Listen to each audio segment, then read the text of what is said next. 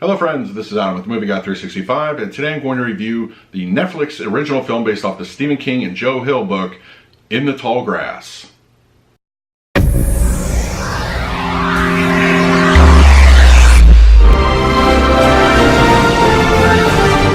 If you're new to the channel, please hit the like button, subscribe, hit that bell notification. I put out videos every single day. You can also find me on our Twitter and Instagram at MovieGuy365, and as well as over at the Disney Magic Hour podcast. I will leave a link for that in the description.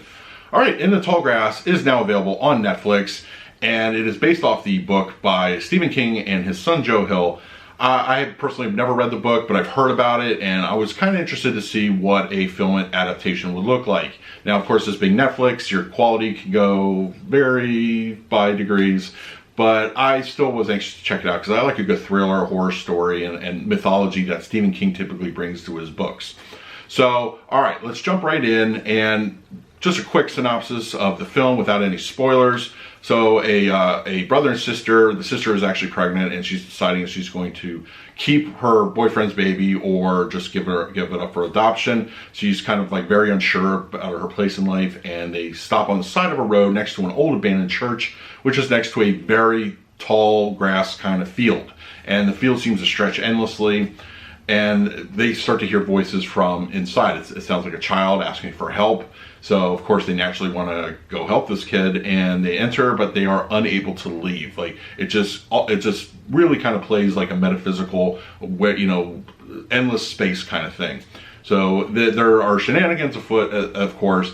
Now, as far as the movie itself goes, I actually really enjoyed it. If you want a good kind of bridge on what to expect in this kind of movie, if you've ever seen Event Horizon, it's basically Event Horizon in tall grass. There's a bit of that going on in here, but I actually quite enjoyed it, and I think it's a lot of fun. It's not I wouldn't say it's a real horror movie, but it's definitely a thriller, and it has some tense moments. Patrick Wilson also stars in this one, and he's fantastic. I like the guy pretty much in everything, and I think there's a good overall arc as far as all the characters go, and it's a very intriguing premise, because they start messing with things that you're not really expecting. You kind of get hints of that here and there, but then you wonder if it's just like, it's this thing, but oh no, it's actually this thing.